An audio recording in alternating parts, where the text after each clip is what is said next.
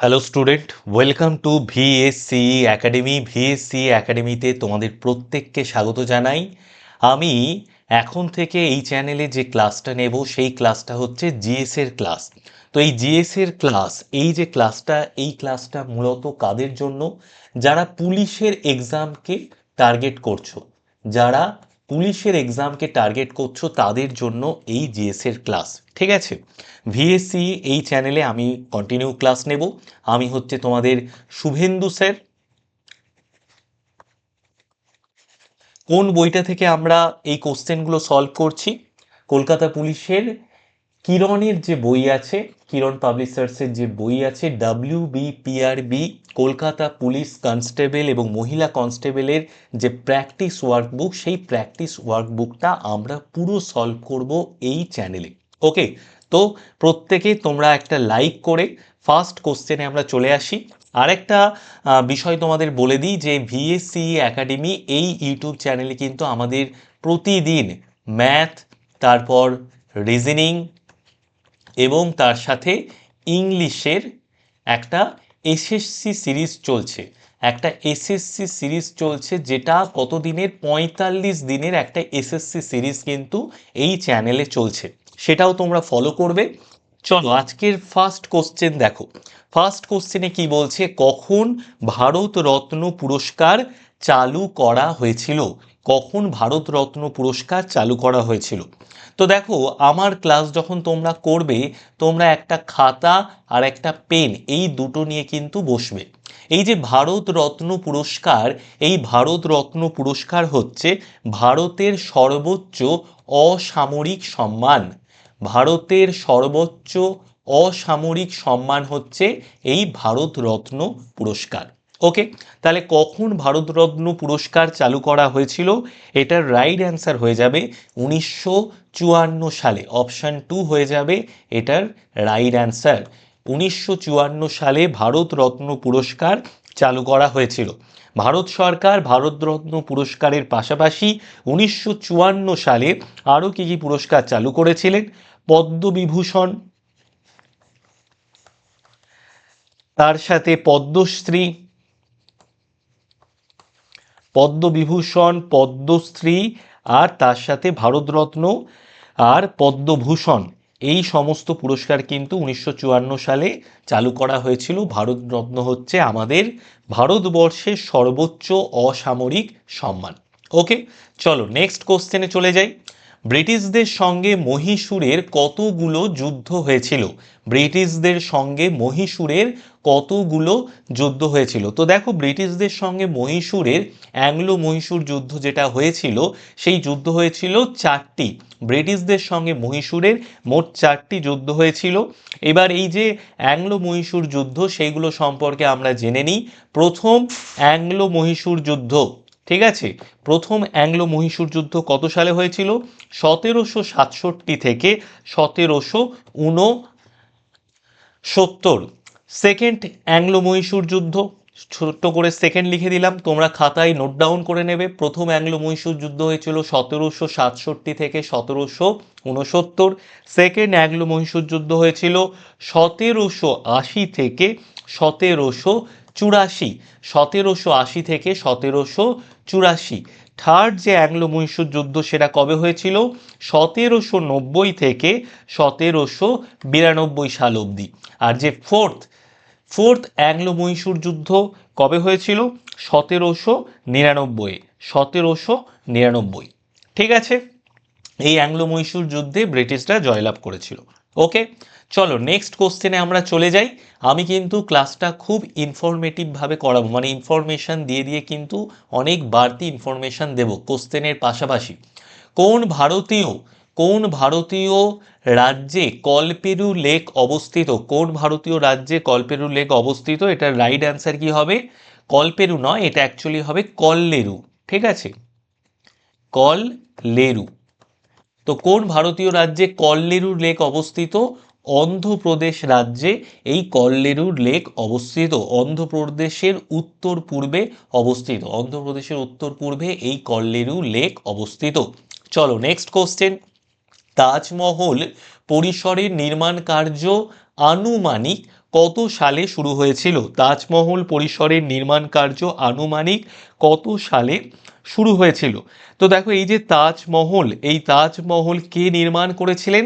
তাজমহল নির্মাণ করেছিলেন আমাদের মুঘল সম্রাট শাহজাহান। শাহজাহান তাজমহল নির্মাণ করেছিলেন। কেন শাহজাহান তাজমহল নির্মাণ করেছিলেন? কার স্মৃতির উদ্দেশ্যে? তার পত্নী, তার স্ত্রী মমতাজের স্মৃতির উদ্দেশ্যে। তার স্ত্রী মমতাজের স্মৃতির উদ্দেশ্যে এই তাজমহল শাহজাহান নির্মাণ করেছিলেন। তো কবে থেকে এই তাজমহলের আনুমানিক নির্মাণ কার্য শুরু হয়েছিল? কবে থেকে আনুমানিক নির্মাণ কার্য শুরু হয়েছিল? 1632 সাল থেকে। 1632 সাল থেকে শুরু হয়েছিল।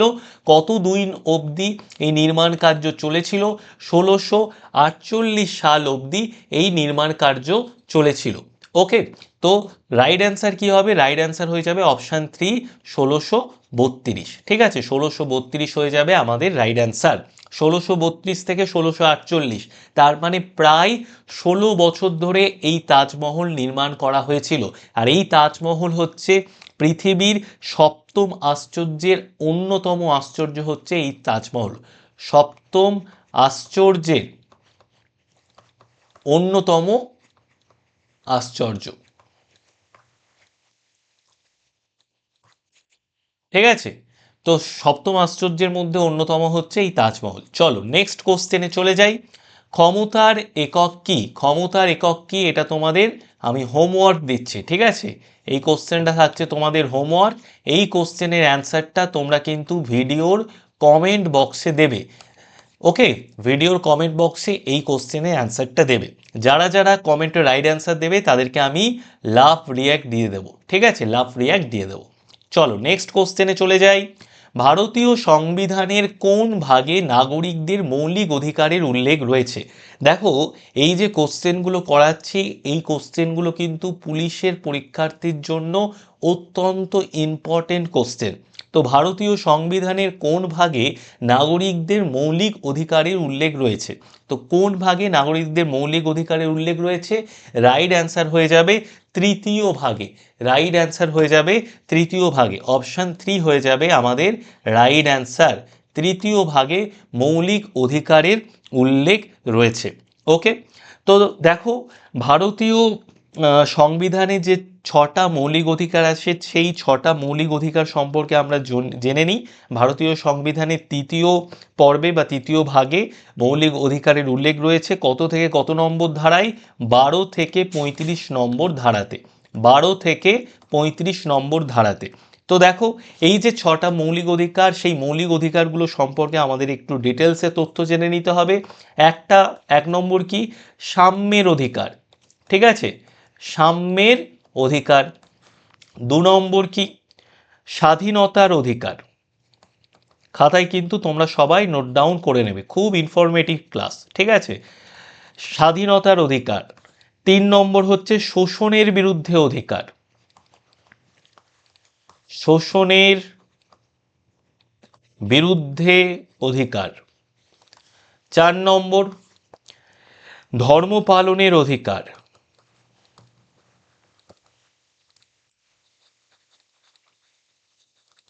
5 নম্বর সংস্কৃতি ও শিক্ষার অধিকার।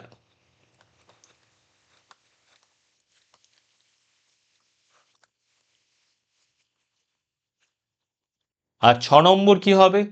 6 নম্বর হচ্ছে সাংবিধানিক প্রতিকারের অধিকার। ঠিক আছে, সাংবিধানিক প্রতিকারের অধিকার। ওকে, চলো খাতায় এগুলো তোমরা সবাই নোট ডাউন করে নেবে। নেক্সট কোশ্চেনে চলে যাই। বটবৃক্ষের বৈজ্ঞানিক নাম কি? বটবৃক্ষের বৈজ্ঞানিক নাম কি? বটবৃক্ষের বৈজ্ঞানিক নাম হচ্ছে ফিকাস benghalensis. Ficus benghalensis হচ্ছে বটবৃক্ষের বৈজ্ঞানিক নাম। তো রাইট অ্যান্সার হয়ে যাবে option 1, ficus benghalensis. Ficus benghalensis হচ্ছে বটবৃক্ষের বৈজ্ঞানিক নাম। এই গাছটা, এই যে বটবৃক্ষ, বট গাছ, এটা কিন্তু ভারতের সর্বত্রই আমরা দেখতে পাই। চলো নেক্সট কোশ্চেন। বৈদ্যুতিন মাধ্যম ব্যবহার করে দ্রব্যাদি ক্রয় বিক্রয় করা হয়, ক্রয় বিক্রয় পরিচিত যে নামে। বৈদ্যুতিন মাধ্যম ব্যবহার করে দ্রব্যাদি যে ক্রয় বিক্রয় করা হয়, যেমন আমরা ফ্লিপকার্ট অ্যামাজনে বৈদ্যুতিন মাধ্যম ব্যবহার করে অ্যাপের মাধ্যমে কোনো দ্রব্য ক্রয় করি বা কোনো কোম্পানি বিক্রয় করে, তো এটাকে বলা হয় ই কমার্স। এটাকে বলা হয় ই কমার্স। রাইট অ্যান্সার হয়ে যাবে অপশন 2, ই কমার্স। চলো নেক্সট কোশ্চেন।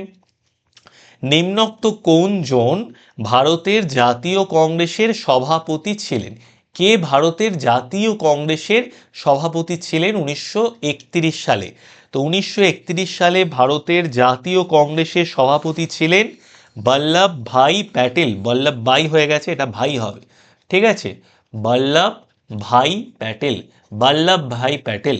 ওকে, বল্লভ ভাই প্যাটেল ছিলেন 1931 সালে ভারতের জাতীয় কংগ্রেসের করাচি অধিবেশনের সভাপতি। কোন অধিবেশনে? করাচি অধিবেশনের সভাপতি, ঠিক আছে? করাচি অধিবেশনের সভাপতি হচ্ছে বল্লভভাই প্যাটেল। আর এই যে জাতীয় কংগ্রেস, এই জাতীয় কংগ্রেসের প্রথম সভাপতি কে ছিলেন? জাতীয় কংগ্রেসের প্রথম সভাপতি উমেশ চন্দ্র ব্যানার্জি বা উমেশ চন্দ্র বন্দ্যোপাধ্যায়। উমেশ চন্দ্র বন্দ্যোপাধ্যায়। উমেশ চন্দ্র বন্দ্যোপাধ্যায় হচ্ছে ভারতের জাতীয় কংগ্রেসের সভাপতি। চলো নেক্সট কোশ্চেন। নিচে দেওয়া কোনটি পূর্বতন অন্ধ্রপ্রদেশের শাস্ত্রীয় নৃত্যশৈলী? তো কথাকলি, ভরতনাট্যম, কত্থক, কুচিপুড়ি। তো কোনটি অন্ধ্রপ্রদেশের শাস্ত্রীয় নৃত্যশৈলী? রাইট অ্যান্সার কি হবে? রাইট অ্যান্সার হয়ে যাবে কুচিপুড়ি। কুচিপুড়ি নৃত্য হচ্ছে অন্ধ্রপ্রদেশের সঙ্গে সম্পর্কিত। কুচিপুড়ি অন্ধ্রপ্রদেশের শাস্ত্রীয় নৃত্যশৈলী। রাইট অ্যান্সার হয়ে গেল কুচিপুড়ি। চলো নেক্সট কোশ্চেন। ভারতের জাতীয় কংগ্রেসের ভারতের জাতীয় কংগ্রেসের প্রথম অধিবেশন কবে অনুষ্ঠিত হয়? তো দেখো, ভারতের জাতীয় কংগ্রেসের প্রথম অধিবেশন অনুষ্ঠিত হয়েছিল 1885 সালে। 1885 সালে ভারতের জাতীয় কংগ্রেসের প্রথম অধিবেশন অনুষ্ঠিত হয়েছিল। তো দেখো, তাহলে এখানে যে ডিসেম্বর আর নভেম্বর 1889 বাদ চলে যাবে, কিন্তু 1885 সালের কোন দিন, কোন মাসে ভারতের জাতীয় কংগ্রেসের প্রথম অধিবেশন অনুষ্ঠিত হয়? তো রাইট অ্যান্সার কি হবে? রাইট অ্যান্সার হয়ে যাবে ডিসেম্বরের 18 থেকে 1885 সালে ভারতের জাতীয় কংগ্রেসের প্রথম অধিবেশন হয়েছিল। কোথায়? বোম্বেতে হয়েছিল, এখনকার মুম্বাইতে। ওকে, ডিসেম্বর 1885 হয়ে যাবে আমাদের রাইট অ্যান্সার। 28 থেকে 31শে ডিসেম্বর এই তারিখগুলোতে ভারতের জাতীয় কংগ্রেসের প্রথম অধিবেশন হয়েছিল। চলো নেক্সট কোশ্চেনে চলে যাই। পণ প্রথা নিষিদ্ধ আইন কবে প্রবর্তন করা হয়েছিল? পণ প্রথা, এটা যে নিষিদ্ধ, এই আইনটা কবে প্রবর্তন করা হয়েছিল? এই আইন প্রবর্তন করা হয়েছিল 1961 সালের 1 মে। 1961 সালের 1 মে পণ প্রথা নিষিদ্ধ আইন প্রণয়ন করা হয়েছিল। 1961 হয়ে যাবে আমাদের রাইট অ্যান্সার। 1961 হয়ে যাবে আমাদের রাইট অ্যান্সার। এই আইন পণ দেওয়া বা নেওয়া নিষিদ্ধ করেছে। এই আইনের সম্পত্তি, দ্রব্যাদি বা অর্থ সবগুলি পণ্যের মধ্যে পড়ে যাচ্ছে, ঠিক আছে? চলো নেক্সট কোশ্চেন। ভারতের নবীনতম পারমাণবিক বিদ্যুৎ কেন্দ্র কোনটি? ভারতের নবীনতম পারমাণবিক বিদ্যুৎ কেন্দ্র কোনটি? ভারতের নবীনতম পারমাণবিক বিদ্যুৎ কেন্দ্র হচ্ছে কুডানকুলাম। কুডানকুলাম হচ্ছে ভারতের নবীনতম পারমাণবিক বিদ্যুৎ কেন্দ্র। এই পারমাণবিক বিদ্যুৎ কেন্দ্র কোনটি? ভারতের নবীনতম কুডানকুলাম। ভারতে মোট কতগুলি পারমাণবিক বিদ্যুৎ কেন্দ্র বা পাওয়ার রিঅ্যাক্টর রয়েছে? ভারতের মোট পাওয়ার রিঅ্যাক্টর রয়েছে 22টি। আর এই 22টি কতগুলো রাজ্যের মধ্যে অবস্থিত? 7টি রাজ্যের মধ্যে অবস্থিত এই পাওয়ার রিঅ্যাক্টরগুলো। ওকে, চলো নেক্সট কোশ্চেনে চলে যাই। কে ডক্ট্রিন অফ ল্যাবস নীতি প্রণয়ন করেছিলেন? ডক্ট্রিন অফ ল্যাবস, এটা কে প্রণয়ন করেছিলেন? এটা প্রণয়ন করেছিলেন লর্ড ডালহৌসি। লর্ড ডালহৌসি হয়ে যাবে আমাদের সঠিক answer. Lord Dalhousie doctrine of labs নীতি প্রণয়ন করেছিলেন। দেখো, ক্লাসটা খুব ইনফরমেটিভ ক্লাস। ক্লাসটা যদি ভালো লাগে অবশ্যই একটা লাইক করে দাও। আর অবশ্যই কমেন্ট করে জানাও যে এই ধরনের ক্লাস এই চ্যানেলে প্রথম।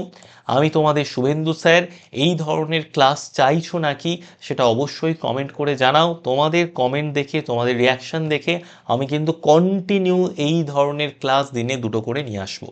ঠিক আছে? পুলিশের পরীক্ষার জন্য খুব ইম্পর্টেন্ট, পুলিশের পরীক্ষা বা আমাদের স্টেট গভর্নমেন্টের যে WBPSC, ক্লার্কশি, মিসলেনিয়াস, এই সমস্ত পরীক্ষার জন্য কিন্তু খুব ইম্পর্টেন্ট হবে এই ক্লাসটা। হুবহু এখান থেকে অনেক কোশ্চেন পরীক্ষাতে তোমরা কমন পাবে। ঠিক আছে? কমন পেয়ে যাবে এখান থেকে। ওকে, কে ডক্ট্রিন অফ ল্যাবস নীতি প্রণয়ন করেছিলেন? লর্ড ডালহৌসি।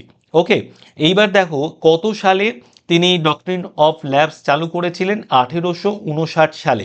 1859 সালে ডক্ট্রিন অফ ল্যাবস নীতি চালু করেছিলেন লর্ড ডালহৌসি। কেন?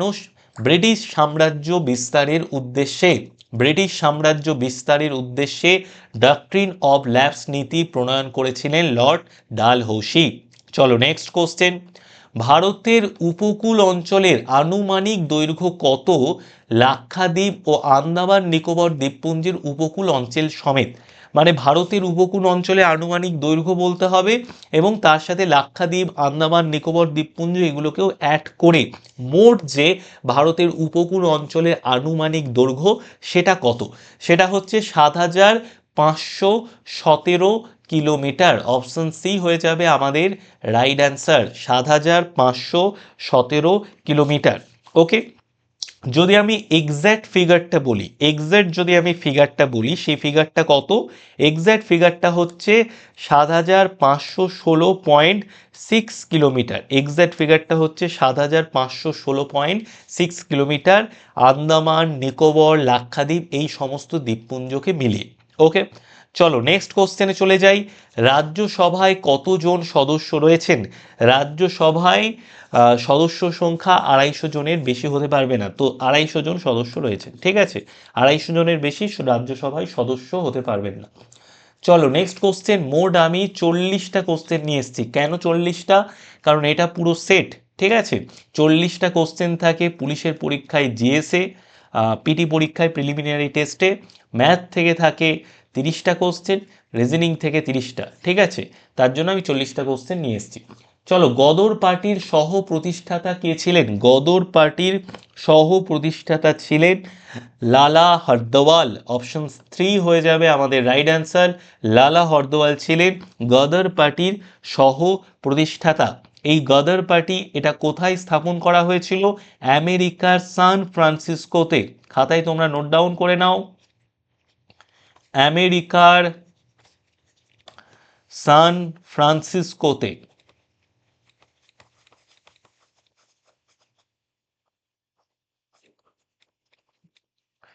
আমেরিকার সান ফ্রান্সিসকোতে গদর পার্টি প্রতিষ্ঠা করেছিলেন লালা হরদওয়াল। কত সালে? 1913 সালে। ঠিক আছে? 1913 সালে। চলো নেক্সট কোশ্চেনে চলে যাই। ফেসবুক, যে ফেসবুক আমরা কন্টিনিউ ইউজ করি, তো এই ফেসবুকের প্রতিষ্ঠাতা কে? এই ফেসবুকের প্রতিষ্ঠাতা হচ্ছেন মার্ক জুকারবার্গ। মার্ক জুকারবার্গ হচ্ছেন ফেসবুকের প্রতিষ্ঠাতা। এটা আমরা সবাই জানি, ফেসবুকের প্রতিষ্ঠাতা হচ্ছেন মার্ক জুকারবার্গ। ফেসবুকের প্রতিষ্ঠাতা, চেয়ারম্যান এবং সিইও হচ্ছেন এই মার্ক জুকারবার্গ। কিন্তু কোশ্চেন এটা যদি জিজ্ঞাসা করে কেউ, ফেসবুক কবে থেকে চালু করা হয়েছিল, কত সাল থেকে? 2004 সাল থেকে। 2004 সাল থেকে। ওকে, চলো নেক্সট কোশ্চেনে চলে যাই। কখন Indian National Committee for Space Research গঠিত হয়েছিল? কখন Indian National Committee for Space Research, এটার যে ফুল ফর্ম, সেই ফুল ফর্মটা কি? INCOSPAR. INCOSPAR. Indian National Committee for Space Research গঠিত হয়েছিল 1962 সালে। 1962-তে, 1962 সালে Indian National Committee for Space Research গঠিত হয়েছিল। ওকে, তো দেখো এই যে ইনকসপার, এটা কে গঠন করেছিলেন? এটা গঠন করেছিলেন doctor Vikram Sarabhai. Doctor Vikram Sarabhai. Doctor Vikram Sarabhai এই ইনকস্পার স্পেস রিসার্চ অর্গানাইজেশনটাকে গঠন করেছিলেন ভারতীয় মহাকাশ গবেষণার জন্য। কিন্তু পরবর্তীতে 1969-এ এই যে ইনকস্পার এটার নাম পরিবর্তন করে রাখা হয় ইসরো। যে বর্তমান যে ইসরো, এটা আগে ছিল ইনকস্পার। ঠিক আছে, 1969-এ ইনকস্পারের নাম বদলে রাখা হয় ISRO, Indian space research organisation. চলো নেক্সট কোশ্চেনে চলে যাই।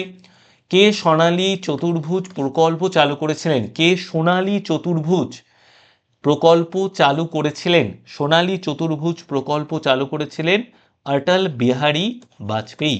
কোন প্রধানমন্ত্রী? অটল বিহারী বাজপেয়ী সোনালী চতুর্ভুজ চালু করেছিলেন। ওকে, এই যে সোনালী চতুর্ভুজ, এটা কি? সোনালী চতুর্ভুজ প্রকল্পটা কি? সোনালী চতুর্ভুজ প্রকল্প হলো ভারতের যে 4টে মেইন মেট্রোপলিটন শহর আছে। কি কি আছে? ভারতের মেইন 4টে মেট্রোপলিটন শহর, একটা আছে দিল্লি, একটা আছে মুম্বাই, একটা আছে কলকাতা, আরেকটা আছে তোমার চেন্নাই। তো এই যে মেট্রোপলিটন শহরগুলোর মধ্যে সড়ক পথের মাধ্যমে একটা সুন্দর যোগাযোগ ব্যবস্থা গড়ে তোলার উদ্দেশ্যই হচ্ছে গিয়ে সোনালী চতুর্ভুজ প্রকল্প। ঠিক আছে, এটা অটল বিহারী বাজপেয়ী যখন প্রধানমন্ত্রী ছিলেন তখন শুরু করেছিলেন। কত সালে? 6 জানুয়ারি 1999 সালে। 6 জানুয়ারি 1999 সালে এই সোনালী চতুর্ভুজ প্রকল্পটা অটল বিহারী বাজপেয়ী শুরু করেন। নেক্সট কোশ্চেন দেখো, আর কে নারায়ণের প্রথম উপন্যাস কোনটি? খুব সুন্দর কোশ্চেন এটা। আর কে নারায়ণের প্রথম উপন্যাস কোনটি?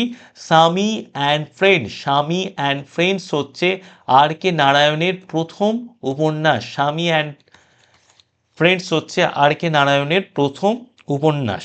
ওকে, চলো নেক্সট কোশ্চেনে চলে যাই। একটি দ্রবণ চক পাউডারের সঙ্গে বিক্রিয়া করে একটি গ্যাস উৎপন্ন করে যা চুন জলের মতো সাদা হয়। দ্রবণটিতে কি রয়েছে? দ্রবণটিতে রয়েছে HCl, হাইড্রোক্লোরিক অ্যাসিড। দ্রবণটিতে রয়েছে HCl। ওকে, রাইট অ্যান্সার হয়ে গেল অপশান 1। চলো নেক্সট কোশ্চেনে চলে যাই। কতগুলি ক্ষেত্রে নোবেল পুরস্কার দেওয়া হয়? কতগুলো ক্ষেত্রে নোবেল পুরস্কার দেওয়া হয়? ঠিক আছে, তো নোবেল পুরস্কার মোট 6টা ক্ষেত্রতে দেওয়া হয়। অপশন সি বা অপশন 3, 6 হয়ে যাবে আমাদের রাইট অ্যান্সার। নোবেল পুরস্কার কতগুলি ক্ষেত্রতে দেওয়া হয়? 6টি ক্ষেত্রতে নোবেল পুরস্কার দেওয়া হয়। কি কি ক্ষেত্রতে? আমরা একটা একটা করে লিখে নিই। একটা হচ্ছে ফিজিক্স, ছোট করে লিখছি কেমিস্ট্রি। 3 নম্বর হচ্ছে চিকিৎসা, মেডিকেল। ঠিক আছে, চিকিৎসাতে। আর কিসে দেওয়া হয়? সাহিত্যে দেওয়া হয়। 5 নম্বর কিসে দেওয়া হয়? শান্তিতে দেওয়া হয়, শান্তিতে নোবেল পুরস্কার। আর 6 নম্বর অর্থনীতিতে, ইকোনমিক্সে নোবেল পুরস্কার দেওয়া হয়। ঠিক আছে, চলো নেক্সট কোশ্চেনে চলে যাই। মিথেনের চিহ্ন হলো, মিথেনের চিহ্ন কি? CH4। মিথেনের চিহ্ন হলো CH4। মিথেনের চিহ্ন হলো CH4। ওকে, চলো নেক্সট কোশ্চেন চলে যাই। মোট 40টা কোশ্চেন নিয়ে এসেছি। কে কোষ আবিষ্কার করেছিলেন? কে কোষ আবিষ্কার করেছিলেন? কোষ আবিষ্কার কে করেছিলেন? Robert Hooke. রবার্ট হুক কোষ আবিষ্কার করেছিলেন কত সালে? 1665 সালে। 1665 সালে রবার্ট হুক কোষ আবিষ্কার করেছিলেন। 1665 সালে রবার্ট হুক কোষ আবিষ্কার করেছিলেন।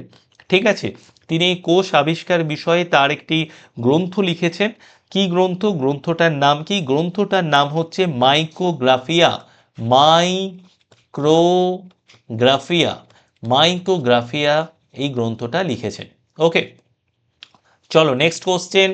প্রখ্যাত হিন্দি সাহিত্যিক, প্রখ্যাত হিন্দি সাহিত্যিক মুন্সি প্রেমচাঁদের প্রকৃত নাম কি ছিল? প্রখ্যাত হিন্দি সাহিত্যিক মুন্সি প্রেমচাঁদের প্রকৃত নাম ছিল ধনপত রায়। ধনপত রায় হয়ে যাচ্ছে আমাদের রাইট অ্যান্সার। প্রখ্যাত হিন্দি সাহিত্যিক মুন্সি প্রেমচাঁদের প্রকৃত নাম ছিল ধনপত রায়। ইনি আধুনিক হিন্দি সাহিত্যের একজন প্রসিদ্ধ লেখক ছিলেন। আধুনিক হিন্দি সাহিত্যের, আধুনিক হিন্দি সাহিত্যের অন্যতম একজন লেখক ছিলেন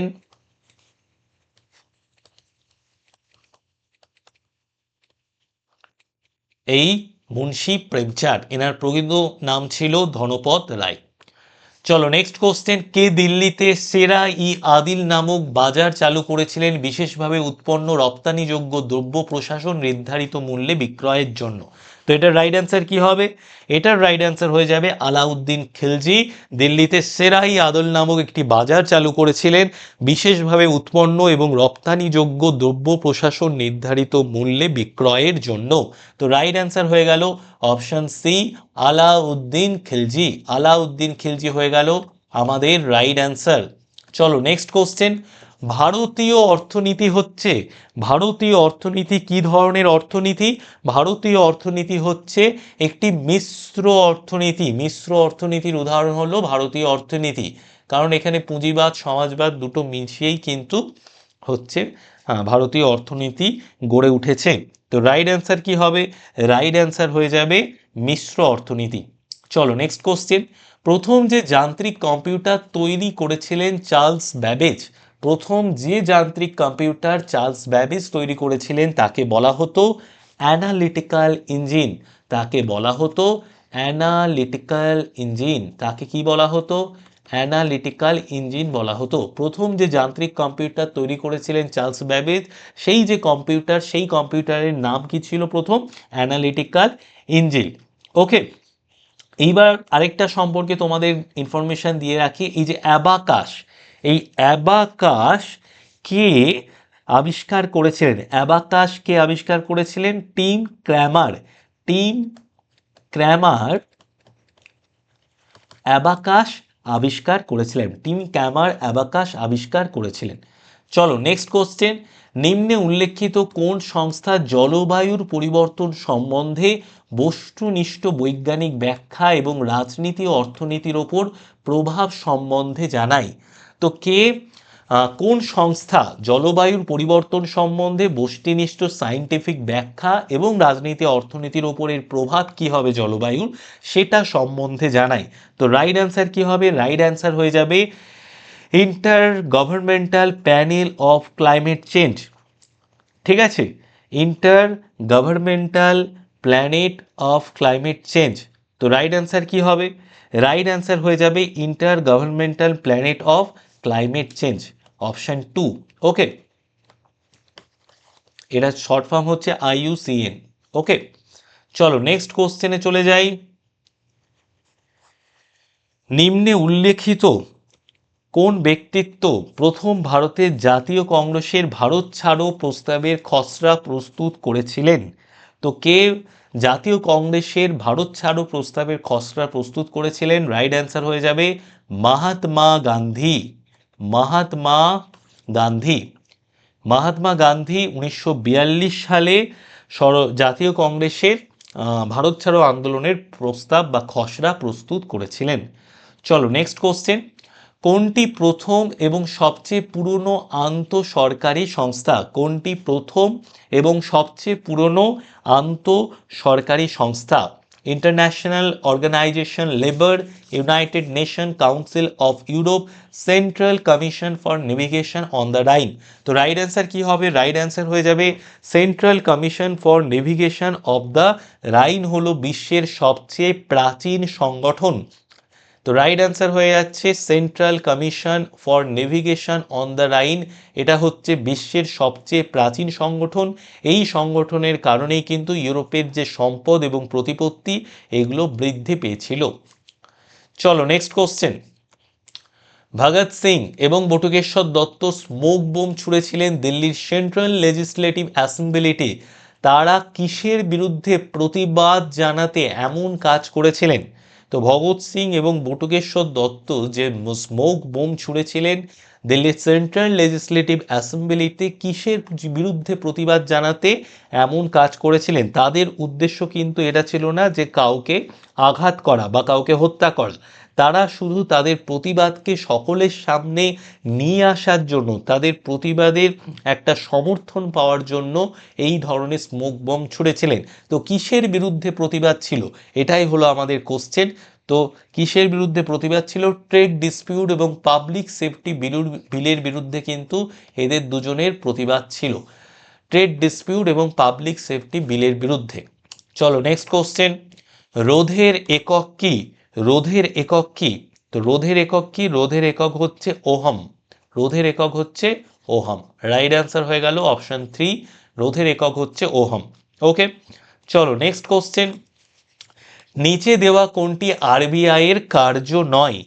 তো কারেন্সি নোট জারি করা কোনটি কার্য নয় বলেছে, ঠিক আছে? কারেন্সি নোট জারি করা, এটি বাণিজ্যিক ব্যাংকের ক্যাশ রিজার্ভের রক্ষক, এটি সরকারের ব্যাংকিং সম্বন্ধীয় প্রয়োজন মেটায়, এটি সিকিউরিটিজ মার্কেটের উন্নয়ন ঘটায়। তো রাইট অ্যান্সার কি হবে? রাইট অ্যান্সার হয়ে যাবে এটি সিকিউরিটিজ মার্কেটের উন্নয়ন ঘটায়, এটা আরবিআই এর কার্য নয়। রাইট অ্যান্সার হয়ে যাবে অপশন 4। অপশন 4 হয়ে যাবে রাইট অ্যান্সার। চলো নেক্সট কোশ্চেন, আরও 5টা কোশ্চেন আছে। হুড়কিয়া বাউল ভারতের কোন রাজ্যের লোকনৃত্য? হুড়কিয়া বাউল ভারতের কোন রাজ্যের লোকনৃত্য? উত্তরাখণ্ড রাজ্যের লোকনৃত্য হচ্ছে এই হুড়কিয়া বাউল। উত্তরাখণ্ড রাজ্যের লোকনৃত্য হচ্ছে এই হুড়কিয়া বাউল। এই যে উত্তরাখণ্ড রাজ্যের লোকনৃত্য হুড়কিয়া বাউল, এটা কোন মরশুমে প্রদর্শন করা হয়? কৃষি মরশুমে। কৃষি মরশুমে এই হুড়কিয়া বাউলের যে লোকনৃত্য, এটা প্রদর্শন করা হয় কৃষি মরশুমে। ওকে, চলো নেক্সট কোশ্চেনে চলে যাই। মানব শরীরের দীর্ঘতম হাড় কোনটি? মানব শরীরের দীর্ঘতম হাড় হচ্ছে ফিমার। মানব শরীরের দীর্ঘতম হাড় কোনটি? দীর্ঘতম মানব শরীরের হাড় হচ্ছে ফিমার। এই যে হিপ জয়েন্ট থেকে যে হাঁটু অবধি যে হাড়টা থাকে, সেই হাড়টাকে বলা হয় ফিমার। হিপ থেকে হাঁটু পর্যন্ত এই ফিমার হাড়টা বিস্তৃত এবং এটাই মানব শরীরের দীর্ঘতম হাড়। চলো নেক্সট কোশ্চেন, নিচে দেওয়া কোন পদের নিয়োগ রাষ্ট্রপতি করেন না? কোন পদের নিয়োগ রাষ্ট্রপতি করেন না? তো ভারতের প্রধান বিচারপতি, রাজ্যের মুখ্যমন্ত্রী, রাজ্যের রাজ্যপাল, হাইকোর্টের বিচারপতি। তো কার নিয়োগ রাষ্ট্রপতি করেন না? রাইট অ্যান্সার কি হবে? রাইট অ্যান্সার হয়ে যাবে রাজ্যের যে মুখ্যমন্ত্রীর নিয়োগ, সেই মুখ্যমন্ত্রীর নিয়োগ কিন্তু রাজ্যপাল করেন না। তো রাজ্যের মুখ্যমন্ত্রীর নিয়োগ রাজ্যের মুখ্যমন্ত্রীর নিয়োগ রাষ্ট্রপতি করেন না। ঠিক আছে, চলো নেক্সট কোশ্চেন, ভারতের সেভিংস ব্যাংক অ্যাকাউন্টে যে সুদ দেওয়া হয়, ভারতের সেভিংস ব্যাংক অ্যাকাউন্টে যে সুদ দেওয়া হয় তা কে স্থির করে? আরবিআই, ব্যাংকস অ্যাসোসিয়েশন, অর্থমন্ত্রক, সংশ্লিষ্ট ব্যাংক। দেখো ভারতের যে সেভিংস ব্যাংকগুলো আছে, সেই সেভিংস ব্যাংকগুলোতে 2.70% থেকে শুরু করে 6%, 7% অবধি বিভিন্ন ব্যাংক বিভিন্ন রকমভাবে সুদ দেয়। ঠিক আছে, এটা কিন্তু সেই নির্দিষ্ট ব্যাংকই কিন্তু ঠিক করে যে কত পার্সেন্টেজে সুদ দেওয়া হবে। মানে এসবিআই ঠিক করে, এইচডিএফসি ঠিক করে। তো রাইট অ্যান্সার কি হবে? রাইট অ্যান্সার হয়ে যাবে সংশ্লিষ্ট ব্যাংক। ওকে, চলো নেক্সট কোশ্চেনে চলে যাই। শরীরে প্রোটিনের অভাবে কোন রোগ হয়? এই যে 4টে রোগ আছে, এই 4টে রোগের মধ্যে কোন রোগটা প্রোটিনের অভাবে হয়ে থাকে? তো প্রোটিনের অভাবে যে রোগটা হয়, সেই রোগটার নাম হচ্ছে কোয়াশিয়াকার। ঠিক আছে, প্রোটিনের অভাবে যে রোগটা হয়, সেই রোগটার নাম কি? সেই রোগটার নাম হচ্ছে কোয়াশিয়াকার। তো রাইট অ্যান্সার হয়ে গেল অপশন 1। ওকে, প্রোটিনের অভাবে এই রোগটা হয়। যে সমস্ত দেশ দুর্ভিক্ষ সীমার নিচে বসবাস করে, পর্যাপ্ত পরিমাণে সেই সমস্ত দেশের মানুষেরা প্রোটিন পায় না, তাদের দেশে কিন্তু এই সমস্ত রোগ দেখা বেশি করে যায়। ওকে, তো আজকের ক্লাস এত দূর অবধি। ক্লাসটা কেমন লাগলো সেটা অবশ্যই জানিও। আর আমাদের এই যে চ্যানেলটা আছে, এই চ্যানেলটাকে অবশ্যই সাবস্ক্রাইব করে দিও। এই যে সাবস্ক্রাইব বাটনটা তোমরা চ্যানেলের পাশেই দেখতে পাবে, কারণ এই চ্যানেলে প্রতিদিন সন্ধেবেলায় ম্যাথ, রিজনিং, তার সাথে আমার জিএসের ক্লাস তো থাকছেই, তার সাথে তোমার ইংলিশের ক্লাস এবং কন্টিনিউ যে জিএসের সাবজেক্টগুলো আছে, হিস্ট্রি, জিওগ্রাফি, পলিটি, ইকোনমিক্স, এই সমস্ত ক্লাসও কিন্তু তোমরা এই চ্যানেলে দেখতে পাবে। পুলিশের পরীক্ষার জন্য স্পেশাল এই ক্লাসটা আমি নিয়ে এসেছি। তো বেস্ট অফ লাক, নেক্সট ক্লাসে আবার তোমাদের সঙ্গে দেখা হবে। ঠিক আছে, নেক্সট ক্লাসে আবার তোমাদের সঙ্গে দেখা হবে।